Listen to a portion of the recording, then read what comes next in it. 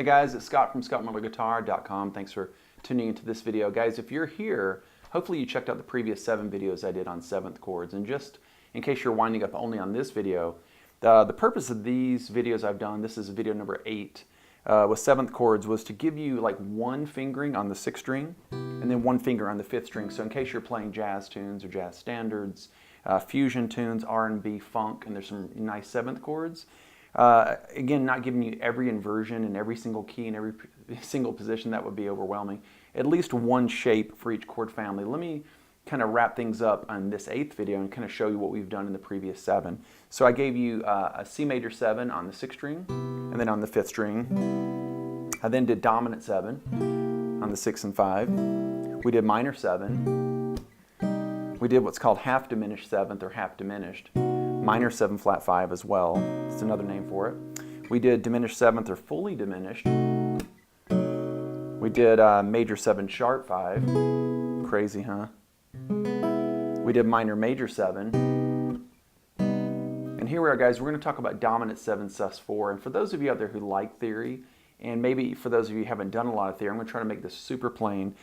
The previous 7 chords we've done are called tertian chords. All that means is they're built in thirds. If I took the letters C, E, G, 1, 2, 3, okay? So the letters in a C major 7 would be C, E, G, B. So check this out. From C to E, C, D, E, 1, 2, 3. From E to G, the next note in the chord, E, F, G, 1, 2, 3. And then G, A, B, 1, 2, 3. Now there's different types of thirds. There's the 2 whole steps, which we call a major third. And there's the whole step and a half, which we call a minor third. So every chord we've done in the previous 7 was a combination of thirds, okay? And every chord had a root in it, a third or a flat third, a fifth, a flat fifth, a sharp fifth, and then the 7, the flat 7, even a double flat 7. Crazy, huh? In the diminished 7. So now in this video, we're going to kind of depart from tertian chords. We're going to do a dominant 7 sus4 chord. And the only reason I mention this, I just want you to be aware there's no third in this chord. You replace the third with the 4th. So I think it'd be best, let's go back to the dominant 7 chord. I'm going to show you how to easily take dominant 7 and make it dominant 7 sus4. I'm looking at my close-up here. Here was the dominant 7 grip, dominant 7 chord form, shape, whatever. Okay. I'll give you the fingerings quickly, and then I'll show you how to quickly and easily add a 4th, or I should say, replace the 3rd with the 4th to create this new chord type. So here's C7. There's no 5th string, there's no 1st string, and you're going to play 6th string, 8th fret, go to your 4th string, 8th fret, the 3rd string, 9th fret, and the 2nd string, 8th fret. C dominant 7, C7. The formula is 1, 3, 5 flat 7. Okay. Here's the fingering on the 5th string. Yeah, and I know a lot of you don't like bar chords, but this one is a bar shape. Take your first finger, flatten it over strings 1 through 5 at the 3rd fret, and then put your 3rd finger, or ring finger, on the 4th string, 5th fret, okay?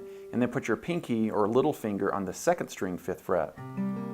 So I'll give you from low to high. We're going to have 5th string, 3rd fret, 4th string, 5th fret, 3rd string, 3rd fret with the bar, 2nd string, 5th fret with the little finger, and 1st string, 3rd fret with the bar. Now, let's be clear, these are the dominant 7 chord types. We're about to make it dominant 7 sus. So here's C7 on the 6th string. To make that chord C7 sus4, guys, just raise your pinky up 1 fret. So instead of being at the 9th fret, you're going to raise it up to the 10th fret. Okay, so we're going to do this. It now becomes... Yeah, I'm kind of blocked. My 2nd string was blocked there. I'll kind of curve my fingers a bit better. And I'll show you a bar chord fingering up here in just a moment. So let's play dominant 7, C dominant 7, suspended 4th, very wordy. We usually abbreviate that to C7 sus, or C7 sus4. So here we go. 6th string, 8th fret with your 1st finger. 4th string, 8th fret with your 2nd finger. Here's where it changes. 3rd string, 10th fret with the pinky.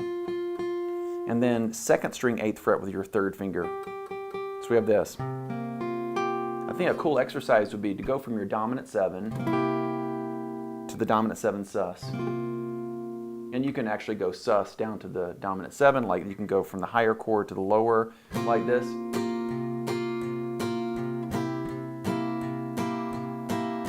I should say the chord with the higher note in it, which is the 4, down to the 3. Just playing eighth notes here.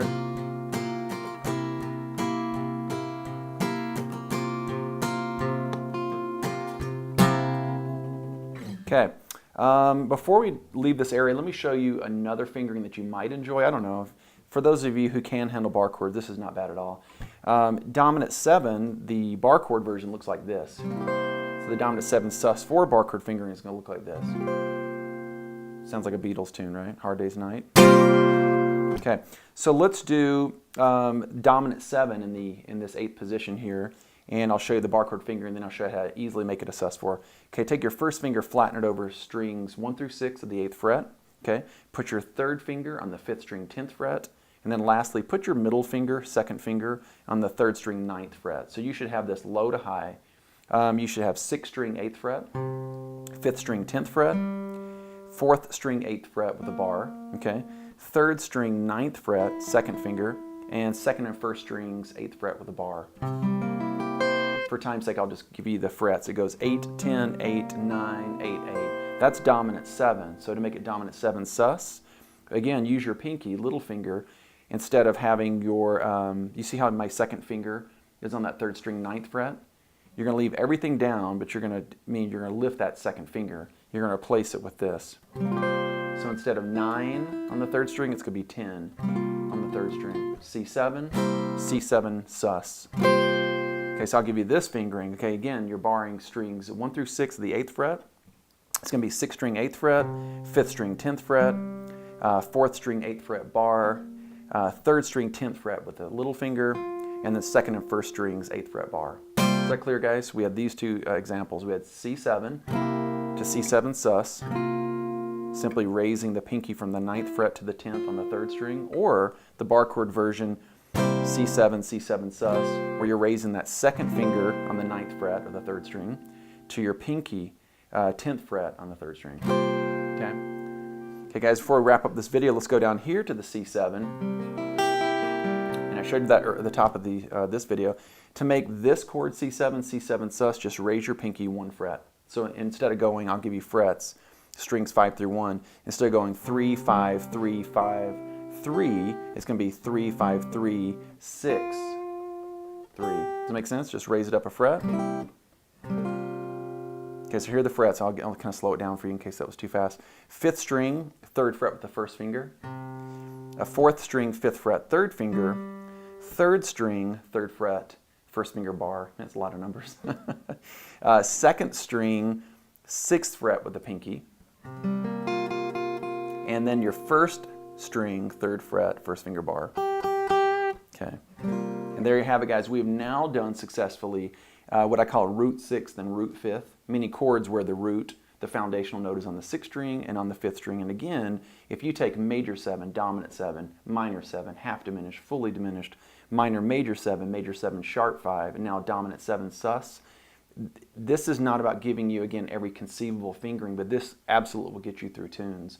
And then later we can add 9ths, 11ths, 13ths, polychords, slash chords, and all that. But again, now you have one fingering on the 6th and the 5th for the 8 most common 7th chord types. Guys, if you haven't done so already, go to my website, sus4.com, or click the link below, and you can download this free guitar ebook I wrote for the YouTubers out there. Depending on when you watch this video, I'm shooting this June of 2014. We're updating our website, and I'm currently finishing up 3 guitar books, Essential Chords Volume 1, Volume 2, Volume 3. We're doing a fretboard mastery guitar book as well. We're doing books on scales and modes. So if you go to the website, depending on when you go, you'll see a ton of product there, and I think you'd enjoy those books, and I wrote those based on email requests I'm getting from you guys. So thank you, guys. Go to the website, get a free book. Follow me on Twitter, Scott Miller GTR for guitar, and you can like us on Facebook, Scott Miller Guitar. Thanks, guys. We'll see you next time.